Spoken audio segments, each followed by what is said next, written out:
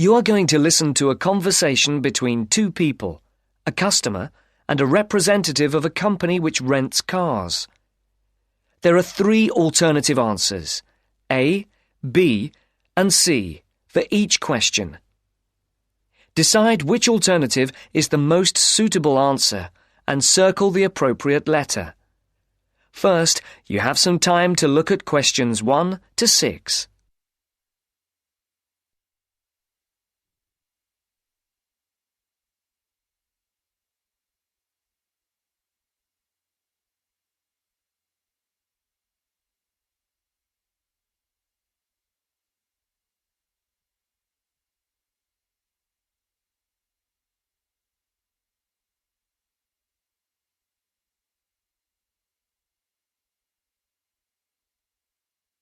Now the test will begin.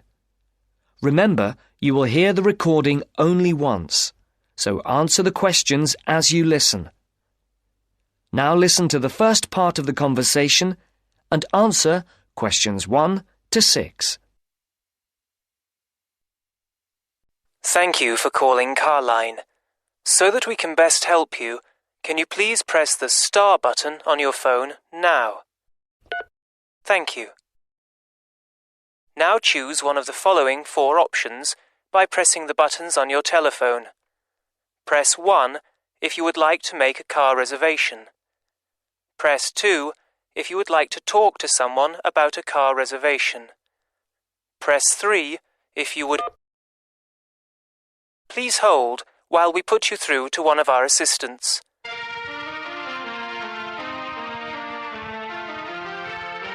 Good morning, Melanie speaking. How can I help you? My name is Mr. Maxine, and I booked a car several days ago to be picked up from Heathrow Airport in London, and I'd like to change the booking. I see. Have you got a reference? Yes, I have it here somewhere on a piece of paper. Here it is. It's A for Alpha, C for Charlie, F for Foxtrot, Y for... Year. Yes. The number 15, 1-5, A for Alpha, and G for Go. Let's see, can I just check that? ACFY15AG. Yes. Mr. John Maxine. Yes, that's it. Okay, so how can I help you? I booked a car for 3 days from this Friday at 6 p.m. to Monday at 6 p.m. Yes, a manual. I'd like to change it for a larger car and an automatic rather than a manual. And I'd also like to book it for 5 rather than 3 days. Okay, let's have a look. We have an estate which is automatic. Yes, that would be perfect. There is a difference in price, though. For the extra 2 days? Yes, but also for the size of the car. The estate is £15 more expensive per day than the saloon car you have already booked. Okay, and how much extra is it altogether then? That makes it an extra £165. It seems rather expensive. The last time I hired one, it wasn't so much. When was that? Several weeks ago. I see. Before the speakers continue their conversation, look at questions 7 to 10.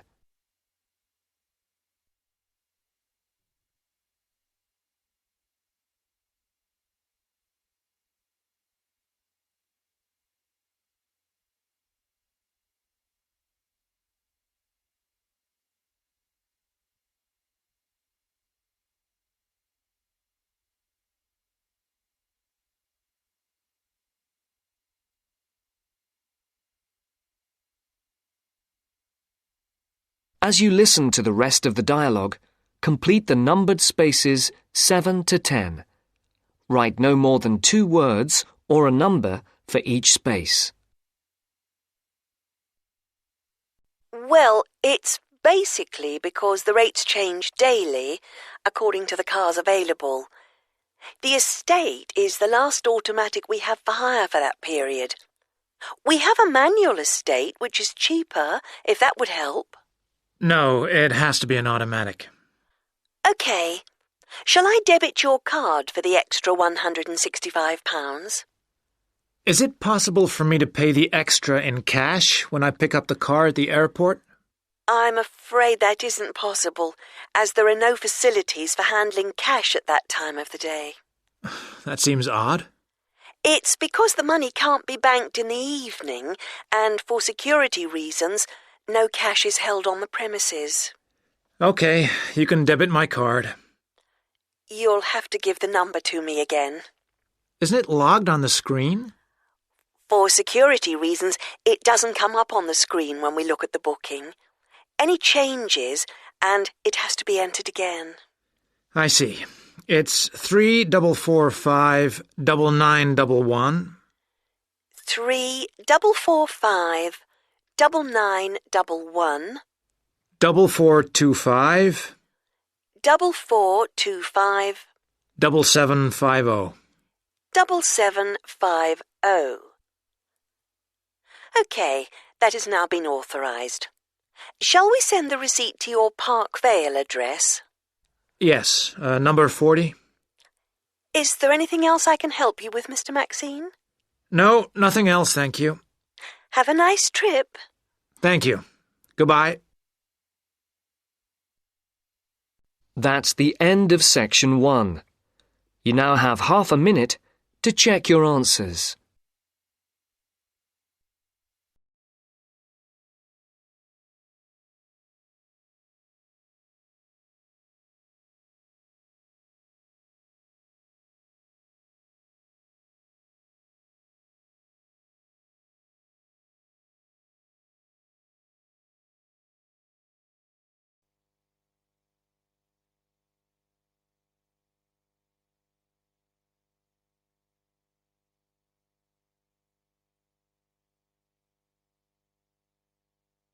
Section 2.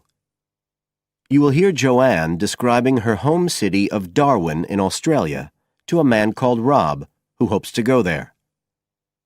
First, you have some time to look at questions 11 to 15 on page 67.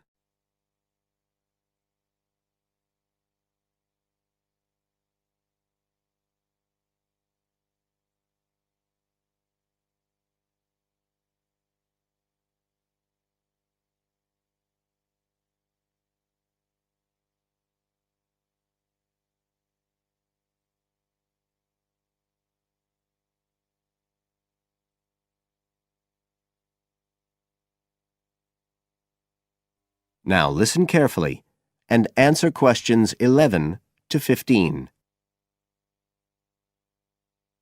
Joanne?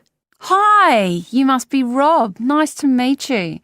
So, I hear you're planning to visit Australia.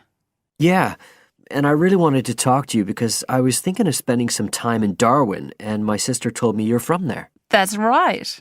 So, tell me about it. Well, where shall I start?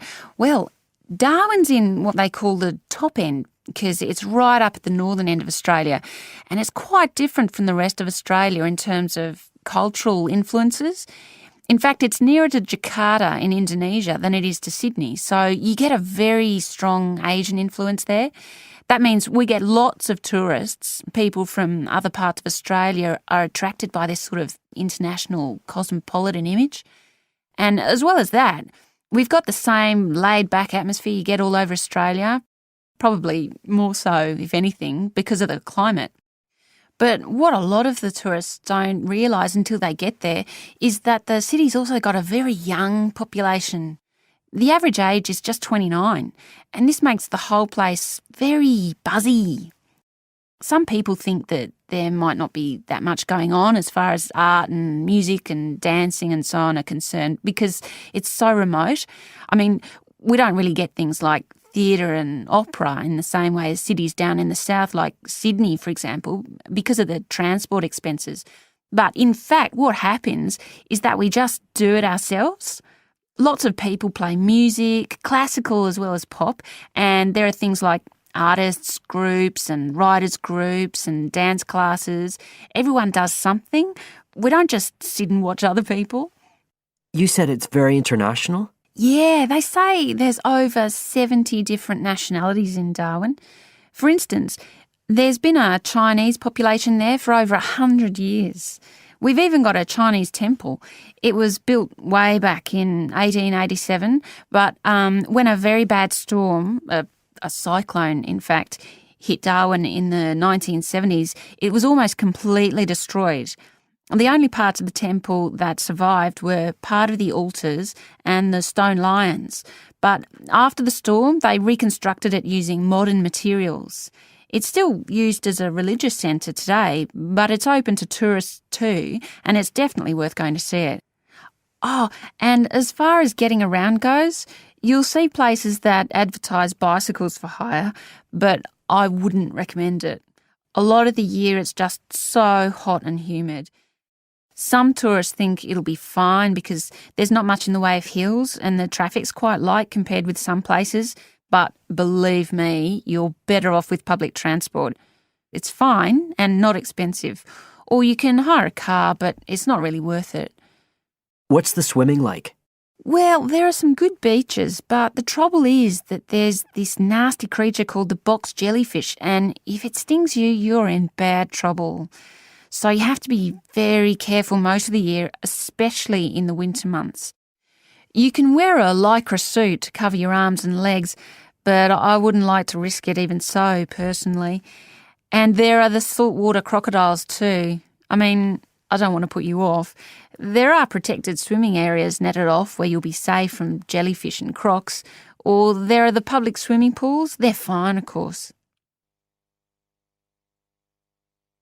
You now have some time to look at questions 16 to 20.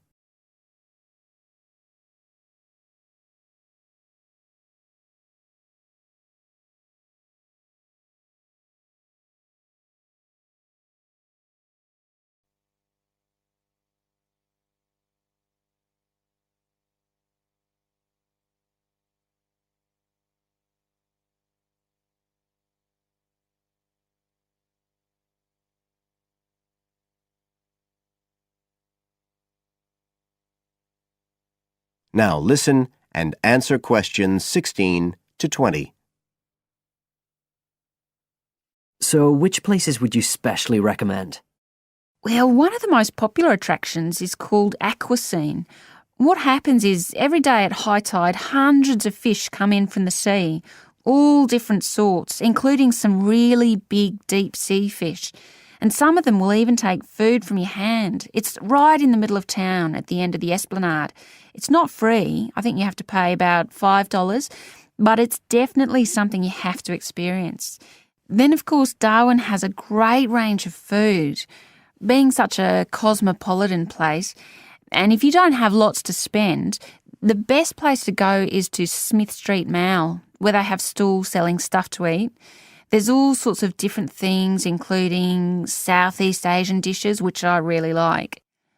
You'd think there'd be plenty of fresh fish in Darwin, as it's on the coast, but in fact, because of the climate, it mostly gets frozen straight away. But you can get fresh fish in the restaurants on Cullen Bay Marina. It's a nice place to go for a special meal, and they have some good shops in that area too. What else? Well, there's the Botanic Garden. It's over 100 years old and there's lots to see. An orchid farm, rainforest, a collection of palm trees, a wetlands area. You can easily spend an afternoon there. That's at Fanny Bay, a couple of kilometres out to the north. Then, if you've got any energy left in the evening, the place to go is Mitchell Street. That's where it all happens as far as clubs and music and things are concerned. You'll bump into lots of my friends there. Talking of friends, why don't I give you some email addresses? I'm sure they wouldn't mind.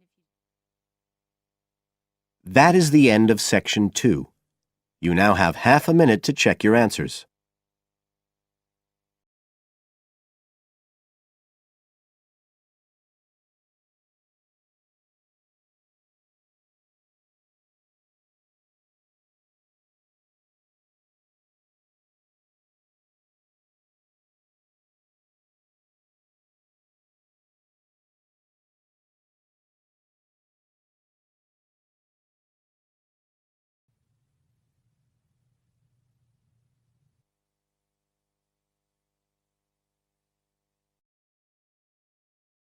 Section 3.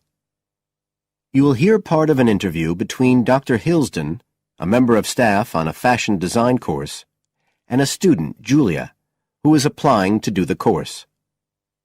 First, you have some time to look at questions 21 to 23 on page 130.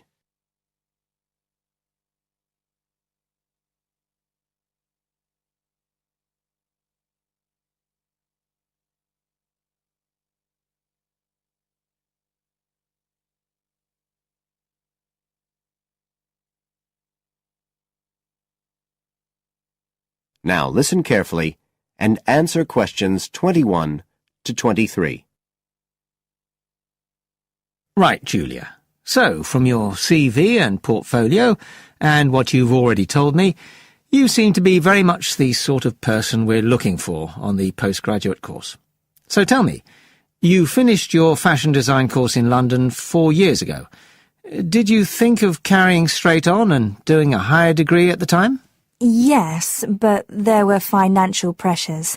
So I ended up working in the retail industry, as you can see from my CV.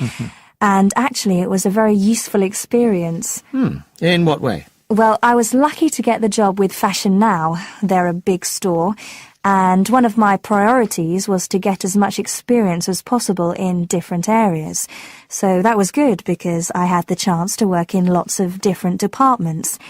And having direct contact with the customers meant I was able to see how they reacted to innovation, to new fashion ideas. Because with Fashion Now, a designer might show something in New York or Milan, and there'll be something similar in the shop within weeks.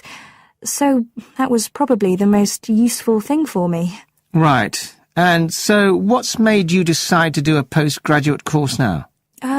Well, while I enjoyed working at Fashion Now, and I learned a lot there, I felt, the way forward would have been to develop my managerial skills, rather than my skills in fashion design, and I'm not sure that's what I want to do. Yes. When I was doing my degree in London, I'd been interested in women's wear, but I know that there's been a lot of work done in areas like new fabric construction. And though I'm not intending to go too deeply into the technology, I'd be very interested in looking at how new fabrics could be used in children's wear. So I'd like the chance to pursue that line. Yes, good. And are you at all concerned about what it's going to be like coming back into an academic context after being away from it for several years? No, I'm looking forward to it. But I'm basically more interested in the application than the theory. Or at least that's what I've found so far, and I'm hoping the course will give me the contacts and skills I need eventually to set up my own enterprise. I'm particularly interested by the overseas links that the department has. Yes, many of our students look overseas or to international companies for sponsorship of their projects.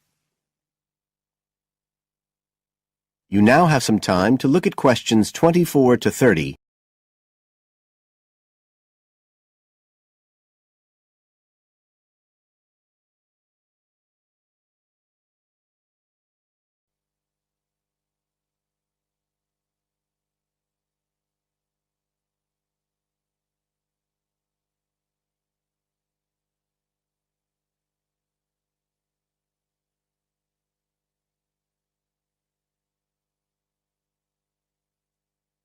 Now listen and answer questions 24 to 30. And the facilities here look excellent. I just went to look at the library. It's really impressive. There's so much room compared with the one at my old university. Yes, most students find it's a good place to study. And there are link-ups to other universities, of course, and all the usual electronic sources. The staff run an information skills programme, which we recommend all postgraduates do in the first week or two. Design students find these special collections particularly useful. Yes. Then we have a separate computer centre, which has its own academic coordinator, Tim Spender. He's got a background in art design, and the ethos of the centre is that it's a studio for innovation and creativity, rather than a computer laboratory. Oh, right. I liked the study spaces where students can sit and discuss work together. Very useful for joint projects. We always had to do that sort of thing in the cafeteria when I was an undergraduate. And I read in the brochure that there's a separate resource for photography. Yes, it's called Photomedia. It's not just for photography, but things like digital imaging and new media. It's a resource for all our students, not just fashion design.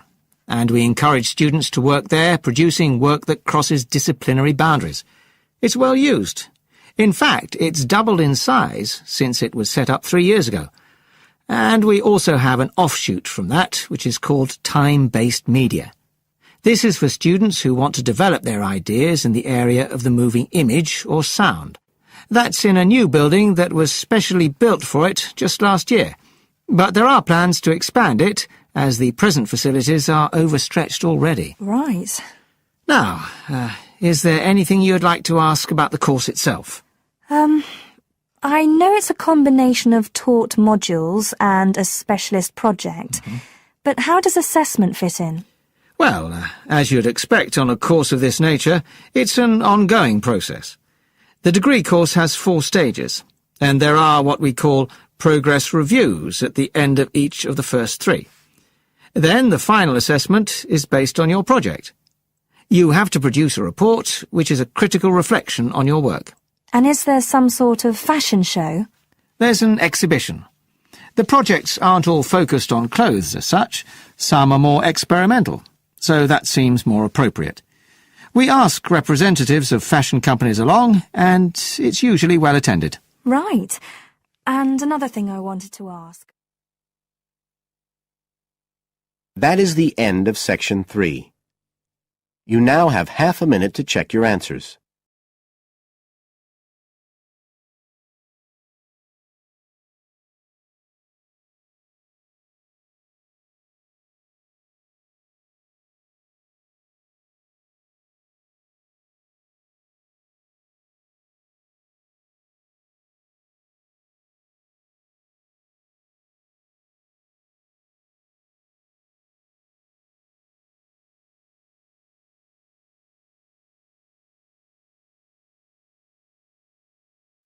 Section 4.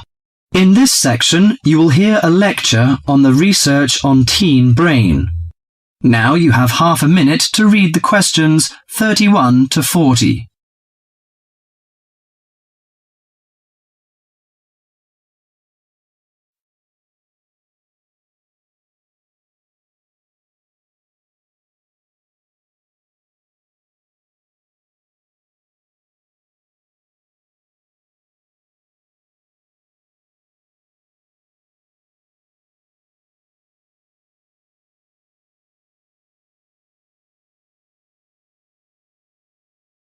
Now listen to the lecture and answer questions 31 to 40.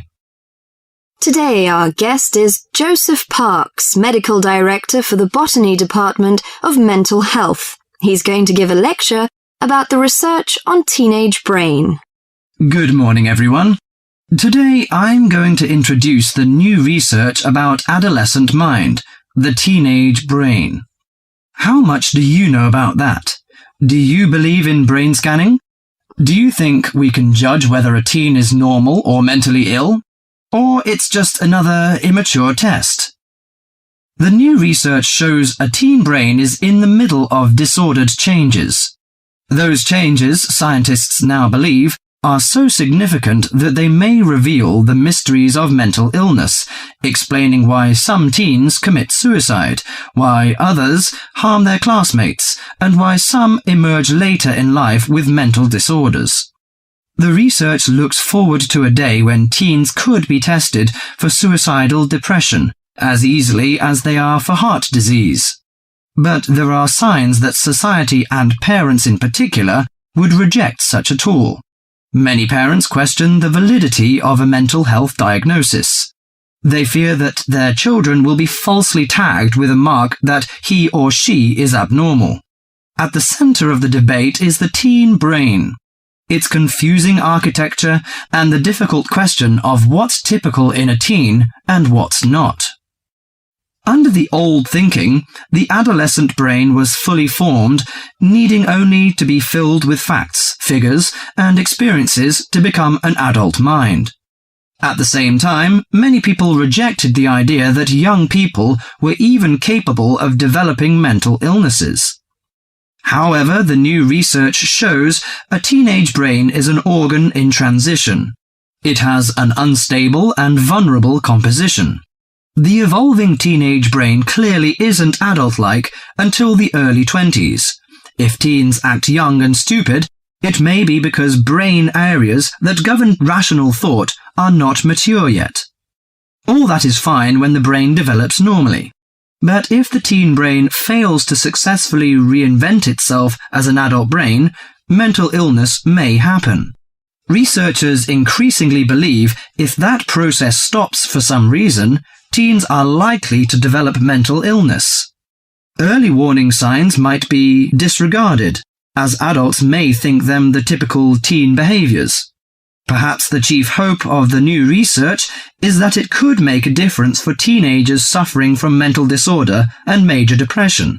These can lead to suicide, which for years has been the leading cause of death for teens. Until recently, scientists couldn't peer into living brains to look for changes associated with normal development or mental diseases. That is beginning to change as researchers develop ever more sensitive brain scanners. However, the composite pictures are somewhat misleading. A snapshot of an individual brain may fall somewhere between normal and mentally ill. For now, psychiatrists and psychologists must still rely on interviews and observations of children's behavior to diagnose mental illness. That is the end of section 4.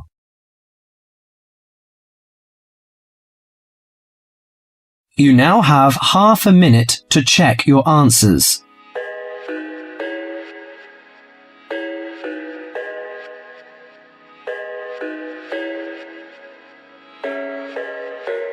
I thought I had it figured out, believed in us, we were meant to be, no doubt. A teenage love, everybody else could see the way we were, living in a fantasy. When I kiss her, I don't